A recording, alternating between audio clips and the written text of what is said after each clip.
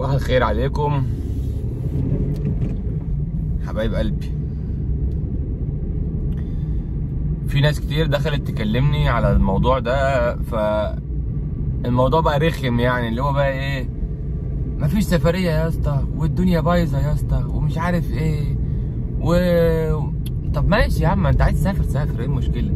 عايز تسافر، قلنا الحلول قبل كده. تعلم اللغة لو انت عايز تيجي المانيا، يعني تعلم اللغة وتعادل شهادتك، بتشوف شهادتك تعادل ايه هنا، وتيجي تكمل عليها تعليم علشان تبقى معترف بيها في المانيا، يا اما بتيجي معترف بيها جاهزه وبتخلص وتخش تشتغل على طول. وفي فيز بحث عن عمل، وفي في في في مليون طريقه تيجي بيها المانيا. ماشي، انا بقى بتكلم على اللي قاعد في البلد ومش عاوز يسافر ومش عاجبه الوضع. يعني اللي عايز يسافر خلاص، احنا قلنا اللي عايز يسافر يسافر ازاي، تمام؟ عشان ما حدش يقول لك انت قاعد بره وبتقول لهم البلد حلو. لا، اللي عايز يسافر يعرف يسافر، بس هو اللي مش عايز يحط هدف قدامه. تعلم اللغه، تاخد معاك سنه وكام شهر، تبقى زي الفل، تطلع تخلص ورقك في السفاره عادي زيك زي اي حد، ما انتش اقل من حد، ولا انا اشطر منك ولا غير اشطر منك ولا حد اذكى منك. عايز تتعلم اللغه تعلم اللغه، تخلص اللغه بتاعتك وتسافر عادي زي الناس، ولا تدور على سكه تهريب ولا تدور على معرفش ايه. لا، كل حاجه رسمي بتخلص لك وانت زي الباشا. عايز ناس تساعدك، في ناس تساعدك. عايز مكاتب تخلص لك، في مكاتب تخلص لك. في حاجات كتير، بس اهم حاجه تبقى انت عندك هدف، عاوز تتعلم لغه عشان تسافر. معانا بقى من الناس دي، احنا عندنا بقى احنا دلوقتي بنتكلم عن الناس اللي قاعده في البلد ومش عاوزه تسافر، او مش فارق معاها موضوع السفر، يعني مش في دماغها ان هي تسافر او ما تسافرش، بس هو مش عاجبه الوضع، مش عاجبه الوضع وخلاص، يعني بينتقد الوضع وانتهينا. انا لا مع سيسي ولا ضده ولا مع حكومه ولا ضدها ولا سياسه ولا اي كلام فاضي من ده كله. ماليش دعوه بقى مين اللي ماسك، مين الرئيس، مين الحكومه، ماليش دعوه بالكلام ده كله. انا عليا بنفسي، انا بس، انا وبس. حكومه وحشه حكومه حلوه، ما لنفسهم بقى والناس اللي بتفهم في الكلام ده، انما انا ليا نفسي. انا مش عاجبني الوضع، بص للهند يا سيدي وبص للهنود. الهند النهارده بلده حلوه بلده وحشه، البلد فقيره البلد خربانه، مالوش دعوه. هو شغال على النت، بيجي له اوردرات من كل دول اوروبا ومن امريكا، بروجرام، اتعلم البرمجه، اتعلم لغات، اتعلم، طور من نفسه. هو طور في نفسه هو الاول، وبقى عايش هو بره البلد، يعني بقى عايش هو بره الهند. ما تعمل زيه يا سيدي، اتعلم برمجه، اتعلم تسويق شبكي، واتعلم مش تسويق شبكي، لا تسويق اونلاين، يعني اتعلم مهارات واعمل لنفسك. انا من يوم ما جيت المانيا، تمام، كنت عايز اكمل دراسه وعاوز اكمل ماجستير ولسه بسعى في الكلام ده، يعني لسه بسعى فيه، مش سايبه، مش الموضوع ما طلعش من دماغي يعني. ووصلت فيه لحد كويس الحمد لله، يعني وصلت لمستوى كويس في اللي انا كنت بحلم بيه واللي انا عايز اوصل له، تمام. اشتغلت في شركات، عملت كل الكلام ده، بس ما كنتش بدور من نفسي. التعليم هو اللي بيطور من نفسي، تعليمي هو اللي بيطور من نفسي. دخلت حضرت كورسات على جوجل جراج لما كان اسمه جوجل جراج، دخلت حضرت عليها كورسات تسويق الكتروني ومش عارف ايه. فتحت لنفسي متجر على اي باي، المتجر دلوقتي الحمد لله شغال. دلوقتي بفتح متجر على امازون.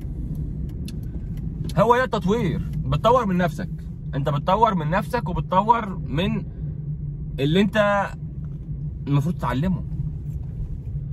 انما تقعد تقول لي اصل البلد والرئيس انت مالك ومال البلد والرئيس؟ انت ليك ايه في السياسه؟ بتفهم ايه في السياسه؟ تعرف تغير حاجه؟ تعرف تغير حاجه بنفسك؟ ما تعرفش تغير حاجه بنفسك. طب ما دام ما تعرفش تغير حاجه بنفسك، يبقى خلاص ما فيش حل قدامك غير انك يا اما تمشي، يا اما تشوف لك سكه ثانيه وتمشي، يا اما تقعد ساكت وتطور من نفسك وتعمل اللي انا بقول لك عليه دوت، اللي هو ايه؟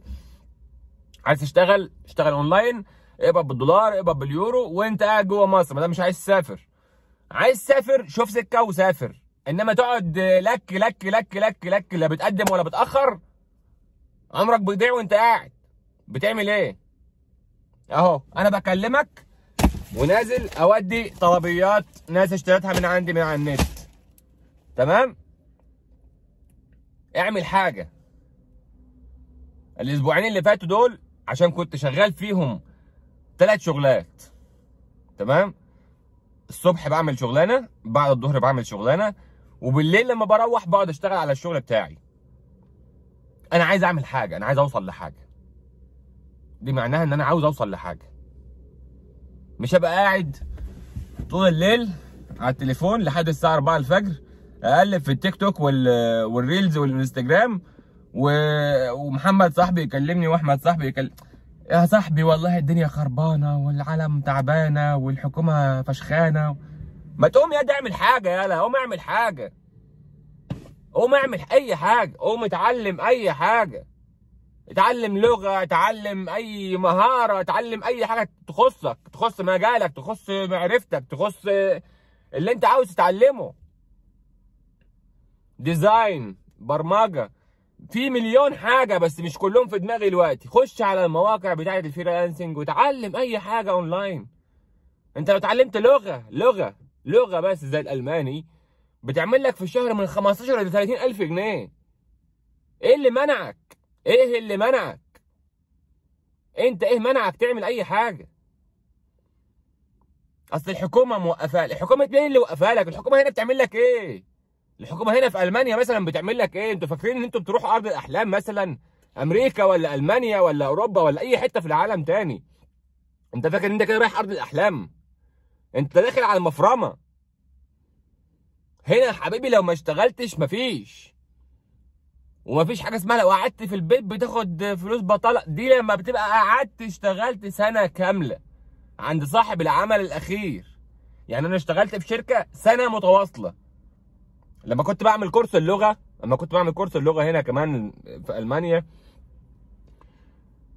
اشتغلت سنه ونص عند شركه، وفي اخر المده بتاعتي حجزت الكورس عشان كنت محتاجه. انا محتاج الشهاده بتاعت الكورس عشان عايز اخش بقى ماجستير وبتاع، ومش عايز افضل قاعد بقى كده بقى. فقلت لصاحب الشغل انا هقدم على الماجستير وعايز اقدم على كورس اللغه وعاوز، بس مواعيد الشغل بتاعتي كانت كل اسبوع ميعاد. فمش هينفع ان انا اعمل كده، مش هينفع ان انا اخش ادرس ويبقى عندي الكورس كل يوم نفس الميعاد، بس الشغل مش نفس الميعاد كل يوم. انا عندي اسبوع بشتغل ورديه الصبح، اسبوع بشتغل ورديه بعد الظهر، اسبوع بشتغل ورديه بالليل. فقلت له ظبط لي المواعيد علشان اعرف اشتغل وادرس. قال لي ماشي وروح وقدم وبتاع. رحت قدمت وجبت له ورق ان انا قدمت وان الكورس هيبدا في الفتره الفلانيه ومش ماشي، اما الكورس يقرب نبقى نظبط لك المواعيد وبتاع. الكورس كلموني وقالوا له هنبدا كمان اسبوعين. فرحت له قلت له الكورس بعت لي الجواب دوت وبيقول لي هنبدا كمان اسبوعين. قال لك لا معلش والله مش هينفع، مواعيد الشغل بتاعتنا مش هتظبط مع المواعيد بتاعت الكورس بتاعك. عشمني كام شهر وسكتني ان انا قاعد ما بعملش حاجه وما بتكلمش، وفي الاخر قال لي خد الخازوق. فاهم؟ فانت ساعتها بقى قدامك اختيار من الاثنين، يا الشغل يا الدراسه. لا انا اخترت الدراسه.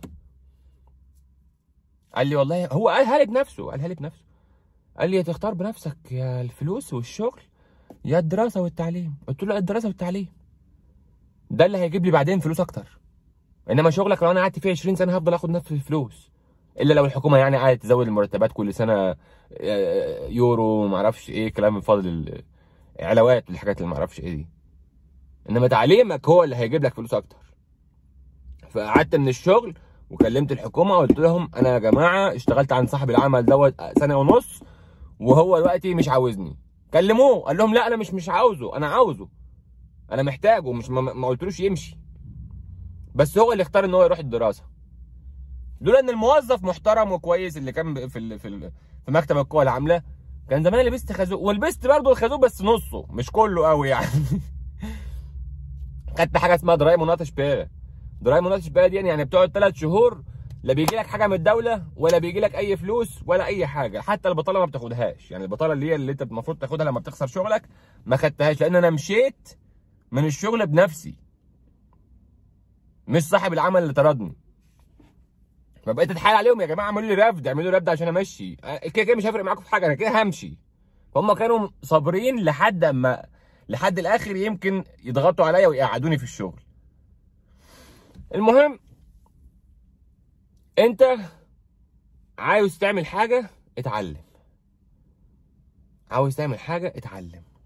بس احنا في مصر عندنا بيوتنا، وعندنا قاعد مع بابا وماما بتاكل وبتشرب، ونت ما بتدفعش، ميه ونور ما بتدفعش. انت بقى قاعد مع بابا وماما كله فهم بيعملوا لك كل حاجه. يعني انت قاعد، انتهز الفرصه. انت هنا محدش بيعمل لك اي حاجه، هنا والله ما حد بيعمل لك اي حاجه. وسفرك لو سفرك عشان الدنيا والعالم والاوروبا والمفتوح، مش هتلحق تشوف حاجه. انت مش فاضي تشوف حاجه. انا بقالي 5 سنين اهو في المانيا، مش فاضي اروح اتفسح. لما بفسح بروح، يعني مره كان عندي اجازه 4 ايام اللي كنت نزلت فيها فيديوهات ان انا في كولن ومش عارف ايه، هم دول اللي انا اتفسحتهم.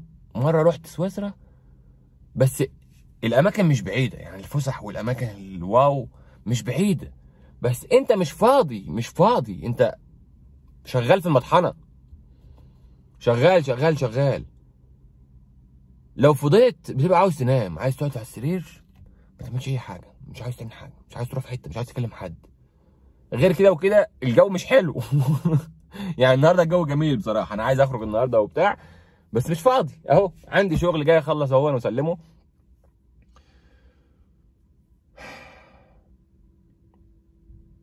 انا بقى اللي نفسي انزل مصر، يعني انا بقى اللي نفسي انزل اعيش في مصر.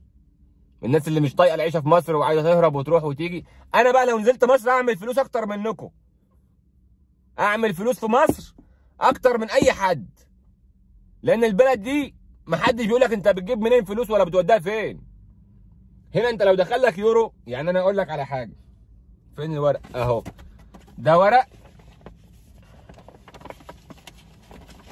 بس اوري لك من ظهره، مش هينفع اوري لك البيانات.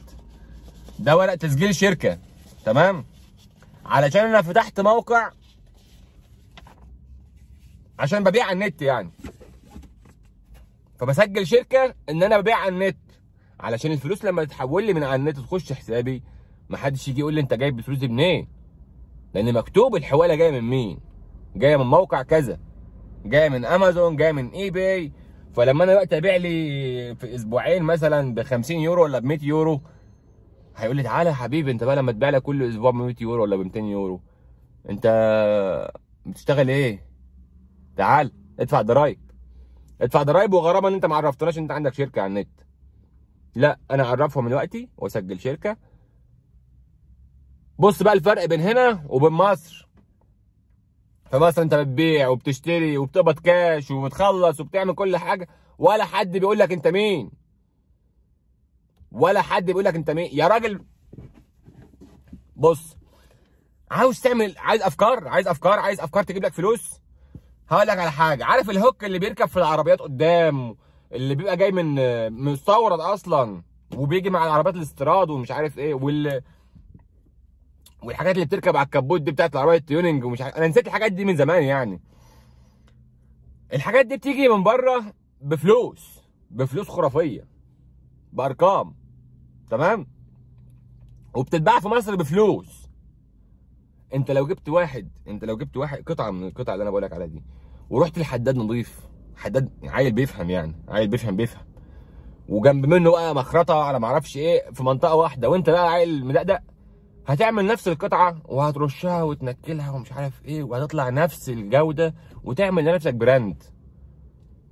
لنفسك براند، وبيع وصدر. يا عم اعمل موضوع زي ده، اعمل حاجه زي دي مطلوبه، بس القوانين هنا في المانيا مختلفه شويه. اعمل حاجه زي كده تكون مطلوبه في اوروبا. بص عليه يا عم. اعمل حاجه زي كده تكون مطلوبه في اوروبا، يعني مثلا يكون حاجه براند ينفع يتباع في اوروبا، مثلا ينفع يتباع في المانيا ولا حاجه، وانا اخد منك واشغلك. انا اخد منك وانت في مصر واشغلك، ايه رايك؟ ما انا كده عندي الاونلاين شوب اهو، انا هاخد منك واعرض على النت، ولو الطلب هاخد منك وابيع. انا خسران ايه؟ هكسبك واكسب. هخسر ايه؟ تخزين، عندي جراج فاضي. شوف، شغل نفسك يا عم، في حد انا اعرفه حداد، طلبت منه يعمل شاسيه العجل هنا في المانيا ب 2000 يورو و3000 يورو. العجل اغلى من العربيه، يعني العربيه دي انا لو جيت اشتري زيها دلوقتي هشتري منها زيها مثلا ب 2000 يورو ولا حاجه. العجله اللي هناك دي، شايف العجله دي؟ العجله اللي هناك دي تعمل لها 2000 ونص. العجله اللي هناك دي تعمل لها 2000 ونص. طب انا كحداد ما اعرفش اعمل الشاسيه بتاعت العجله ديت، وهو اصلا بيعمل نيكل. يعني الراجل اللي كنت بتكلم معاه ده بيعمل نيكل، وبيعمل اللي هو زي الستانلس ستيل بالظبط، وبيعمل الستانلس ستيل، بيعمل كل حاجه تخص الحديد والشغل ده. كان هيشتري ايه بقى هو في العجله كلها؟ كان هيشتري ايه؟ المكنه اللي فيها البلي، والبتاع بتاعت الجدون قدام اللي فيها البلي، والعجلتين الكاوتش والعجل نفسه الطارات والكاوتش اللي عليها بس. الباقي كله كان هو اللي هيعمله. تمام. وجبت له الديزاين، وجبت له حاجات من على النت، ان هو لو عملت لي دي مقاساتها هيت ومش عارف ايه، وكل ناقصك ايه؟ ما اشتغلش. ليه بقى؟ احنا كشعب مصري ما بنحبش نجري ورا حاجه مش عارفين ان هي 100% جايه لنا. يعني هو ما رضاش يشتغل ليه؟ اصل لسه هعمل وهبعت لاحمد المانيا، وده هيكلفني مصنعيه وعماله يعني اللي عنده، او هو اللي هيعملها او بتاع، ساعات وكهرباء ومعرفش ايه وقطع حديد، وهشتري مش عارف ايه منين، وهعمل ايه، ولسه هبعت لاحمد هو انا ضامن ان هو احمد هيبيعها؟ هو انا ضامن ان تعمل فلوس؟